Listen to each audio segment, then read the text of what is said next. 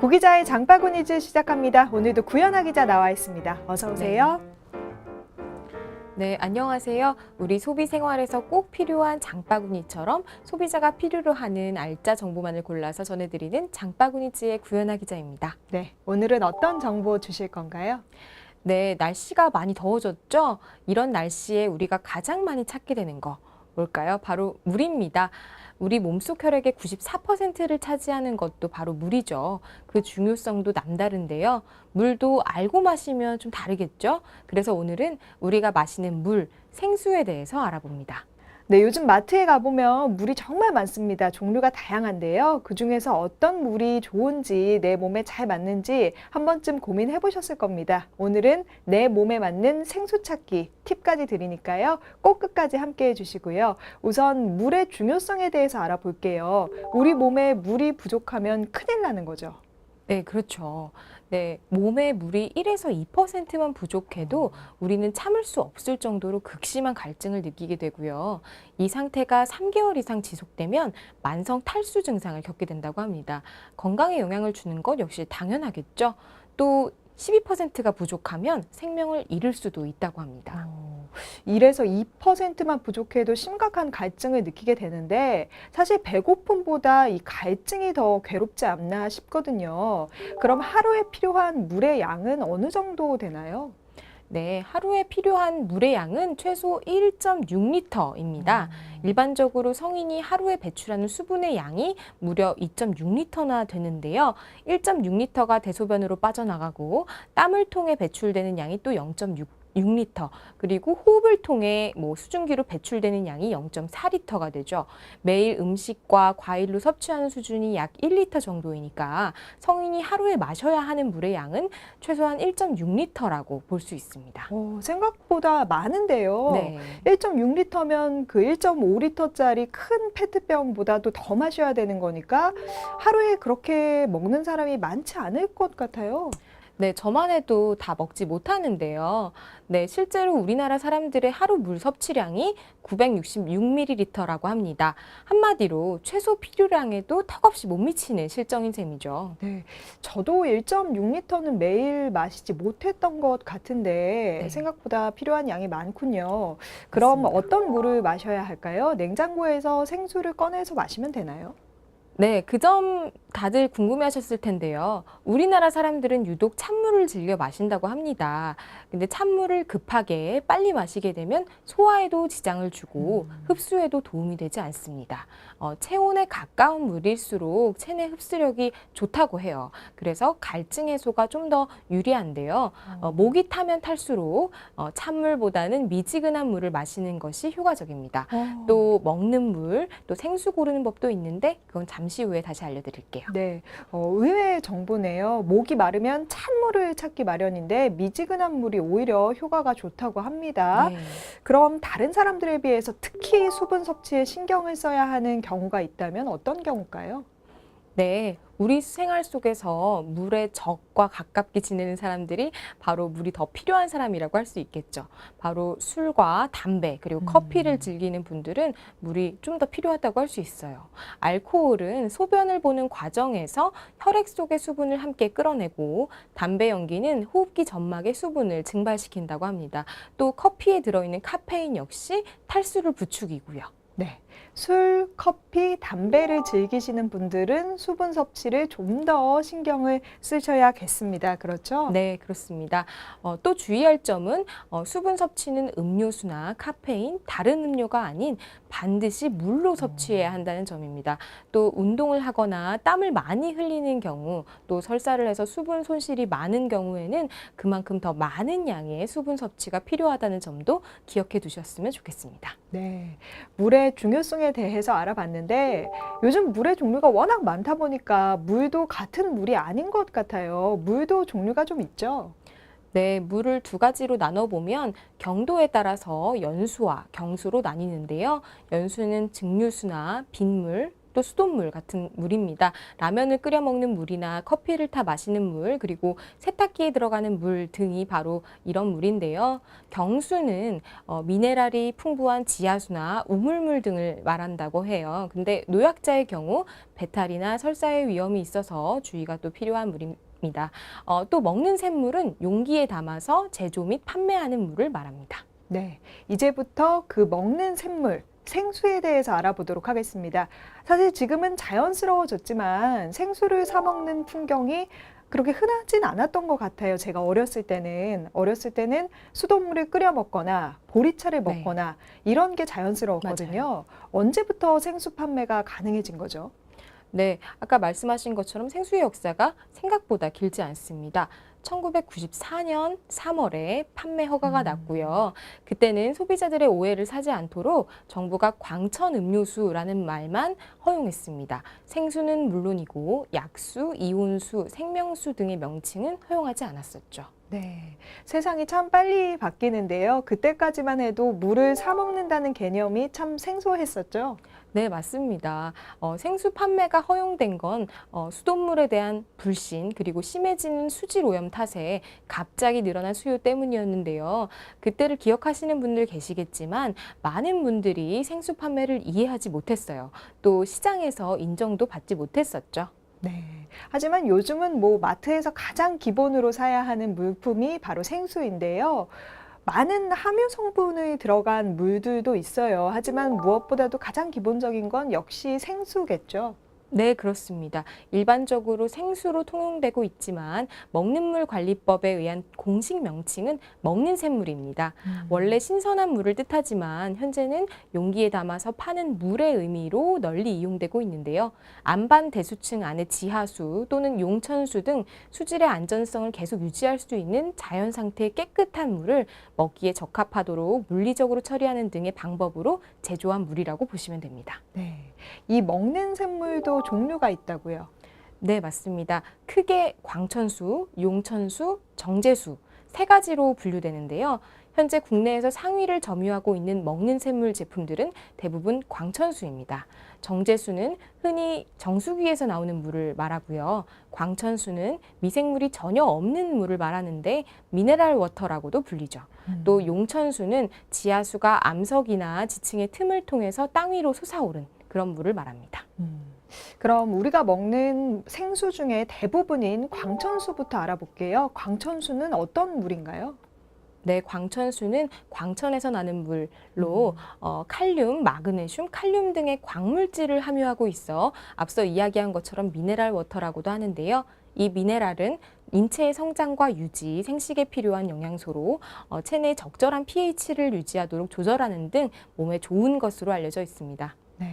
그럼 생수를 살 때 저도 이랬던 적은 없는 것 같은데 광천수와 용천수를 어떻게 구별할 수 있죠? 네, 흔히 먹는 샘물이라고 하면 광천수를 말하고 용천수는 기능성 생수라고 해서 프리미엄 생수라고 불립니다. 일단 그렇게 구분하시면 될 것 같은데요.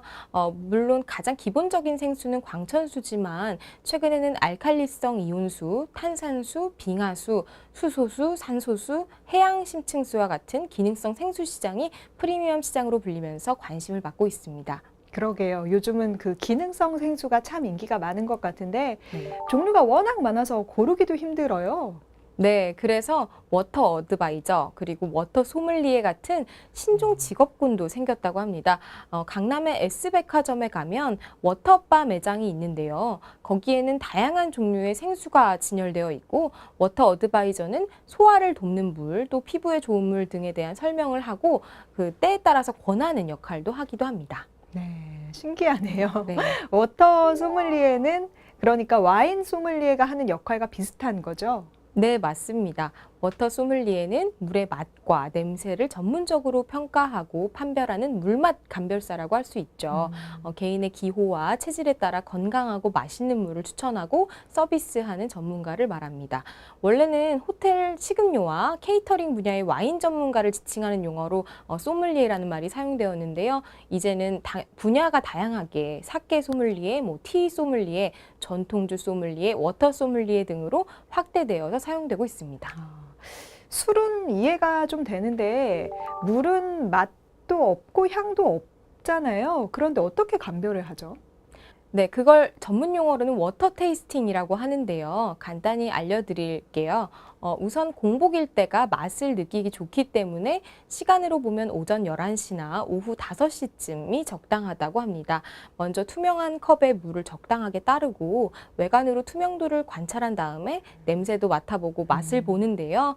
맛을 음미할 때는 입안에서 혀를 이용해서 천천히 굴려보면서 부드러움이나 기본 맛, 또 감각을 느껴보고요. 삼킨 후에는 뒷맛과 지속성을 평가합니다. 어려워 보이는데 네. 그럼 어떤 게 좋은 물인지 평가는 어떻게 하나요? 네, 시각적으로 투명한지 따를 때 생기는 거품이 있는지를 확인하고요. 다음으로 후각적으로 냄새가 없는 무취인지를 확인합니다. 마지막으로 미각을 확인하는데 여기서는 청량감, 신맛, 풍미, 부드러움, 균형감 등을 평가하게 됩니다. 네. 와인 소믈리에와 하는 역할은 비슷한데 물도 그렇게 차이가 있는지 저도 한번 집에 가서 해봐야겠어요. 생수 시장이 워낙 다양해지다 보니까 가격도 천차만별인 것 같아요. 비싼 네. 생수는 어느 정도까지 하나요?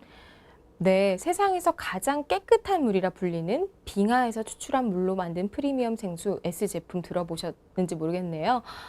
생산량이 1년에 3,000병으로 제한돼 있어서 750ml 용량의 한 병 가격이 약 11만 4천 원에 달합니다. 와, 정말 비싸네요. 네.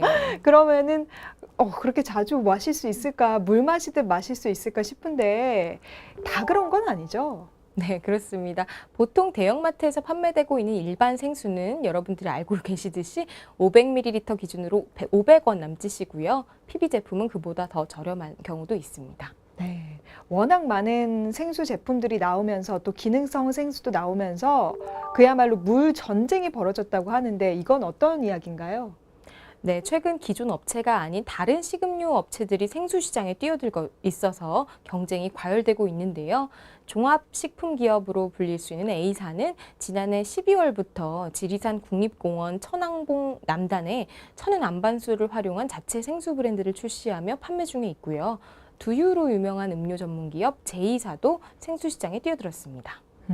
기존에 이미 생수를 판매하고 있는 기업들이 많이 있는데 다른 음료나 제품을 판매하다가 왜 생수 시장에 뛰어드는 건지 궁금하거든요. 그건 수익성 때문이라고 할 수 있을 것 같습니다. 한 관계자에 따르면 2리터 생수 한 통 제조 원가는 수질 개선 부담금, 뚜껑, 병값 정도의 전부라서 100원 이내에 생산이 가능하고요. 또 제조 공정 또한 단순해서 깨끗한 수원만 확보된다면 높은 수익을 얻을 수 있기 때문에 시장에 뛰어들기 쉽다고 설명했습니다. 네. 수익성이 그렇게 좋으니까 앞으로 더 물의 전쟁이 치열해지지 않을까 싶은데요. 오늘은 프리미엄 생수 중에서 탄산수에 대해서 좀 알아볼게요. 요즘 젊은 층 사이에서 워낙 인기니까요. 이 탄산수는 어떤 물인가요? 네, 탄산수에 대한 정의를 해보자면 먹는 물에 발포성 탄산가스가 함유되어 있는 것을 말합니다. 보통 생수는 그 병을 보면 어디서 나왔는지 수원지가 나와 있잖아요. 네. 그런데 탄산수는 그렇지가 않은 것 같아요. 네, 그렇죠. 이유는 생수법상 생수는 먹는물 관리법에 따르고 탄산수는 식품위생법에 따르기 때문입니다. 그래서 생수는 수원지와 무기질 표시 의무가 있지만 탄산수는 식품으로 보아서 영양 성분표만 표시하면 되고요. 결국 소비자들은 탄산수의 기본 재료인 정제수의 수원지와 무기질의 양을 알 수가 없습니다. 먹는물 관리법과 식품위생법의 기준이 다른 거죠? 네, 그렇습니다. 식품위생법에는 원재료명과 탄수화물, 당류, 단백질, 지방, 포화지방, 콜레스테롤, 트랜스지방, 나트륨과 같은 영양성분을 표시하도록 되어 있습니다. 물의 중요 속성인 물의 원천, 수원지, 물속에 함유된 미네랄 정보를 표시하지 않아도 되는 거죠. 원래 물속에는 미네랄 성분만 존재하지 영양 성분이 존재하지 않는데요. 그러다 보니 대부분 탄산수의 영양 정보가 0kcal로 제공되고 있습니다. 소비자들은 아무래도 정확한 정보보다는 광고를 믿게 되는데요. 그러다 보니까 여러 가지 오해나 속설들도 생깁니다. 특히 탄산수는 갑자기 인기가 급증하면서 궁금한 점이 참 많아요. 그중에 몇 가지를 짚어보겠습니다. 우선 탄산수를 정말 물 대신 마셔도 되는 건가요? 네, 탄산수가 수분 섭취를 돕는 것은 맞습니다. 하지만 주의할 점은 당과 색소가 첨가되지 않은 탄산수만 그렇다는 건데요. 그냥 물을 마시면 잘 넘어가지 않는 경우가 있는데 탄산수를 마시면 목 넘김이 좀 쉬워지죠. 그러니 물을 많이 마시고 싶을 때 마시기가 힘들 때는 탄산수를 마시는 것도 좋습니다. 다만 모든 경우를 물 대신 탄산수를 마시는 것을 권하기는 어려울 것 같아요. 탄산수는 청량한 느낌을 줄 수 있는 기호식품이지 물 대신 먹을 것은 아니거든요. 물 대신 먹는 데는 무리가 있다고 합니다. 그럼 이 속설은 어떤가요? 치아나 뼈 건강에 안 좋다는 이야기도 있거든요. 탄산 자체가 뼈 건강이나 치아 부식과 관련이 없다는 것은 관련 연구를 통해서 증명된 바가 있는데요. 탄산수가 치아의 에나멜을 부식시키고 뼈로부터 칼슘을 용출해내는 건 설탕이 가미된 탄산소다 때문입니다. 그러니까 뼈의 밀도를 낮추고 칼슘이 용출되는 주된 이유는 탄산 자체는 아니고요. 탄산수에 함유된 설탕, 인산, 나트륨 때문이라고 보시면 됩니다. 네. 치아 건강을 신경 쓰시는 분들은 탄산수를 고를 때 함유된 성분을 꼭 확인을 하셔야겠습니다. 위 건강과의 연관성도 이야기가 많이 있어요. 지속적으로 먹으면 위 건강에 안 좋다, 이런 이야기가 있거든요. 네, 탄산수는 산성 음료입니다. 탄산수의 pH, 즉 수소 이온 농도는 4.5에서 4.7 수준으로 산성 음료를 지속적으로 먹으면 위에 무리가 갈 수밖에 없습니다. 많은 분들이 알고 계시겠지만 우리 몸은 pH 6.7에서 6.8 정도의 중성이기 때문에 탄산이 갖고 있는 특성 탓에 위에 자극이 갈 수가 있습니다. 네, 탄산수를 많이 마시는 건 위에 무리를 줄 수도 있다는 점 기억하시고요. 탄산수 안에 든 첨가물은 미리 확인하는 게 좋겠어요. 네, 그렇습니다. 시중에 판매되는 탄산수도 맛과 향을 내는 첨가물의 위협에서 자유롭지 않은데요. 앞서서도 얘기했지만 특히 탄산에 톡 쏘는 느낌에 가려져 있는 당분은 주의가 필요합니다. 원래 탄산은 내용물이 갖고 있는 특성을 잠시 잊게 만드는 효과가 있거든요. 당분이 들어가면 우리도 모르는 사이에 탄산의 자극으로 단맛을 느끼지 못할 수도 있습니다. 탄산수를 고를 때는 라벨을 좀 꼼꼼하게 읽어야겠군요. 네, 그렇습니다. 나트륨이나 비타민, 향미 증진제나 합성 감미료, 설탕 첨가 유무에 따라서 차이가 있으니까요. 라벨을 꼭 확인하는 것이 중요합니다. 설탕이나 나트륨이 추가로 첨가돼 있지 않은 탄산수를 고르는 것이 좋겠죠. 네, 결국 정리를 해보면 탄산수는 콜라나 사이다 같은 탄산 음료의 대용으로는 훌륭할 수 있지만 생수를 대체하기는 좀 무리가 있어 보이네요. 네, 그렇습니다. 소비자들 스스로 똑똑해지는 것도 중요하지만 생산 기업들 역시 소비자들 스스로 자신의 상황과 기여도에 맞는 탄산수를 선택할 수 있도록 친소비자 중심으로 정보를 제공해야 되겠습니다. 네, 그럼 더 똑똑한 소비자가 되기 위해서 좋은 생수를 고르는 팁이 있을까요?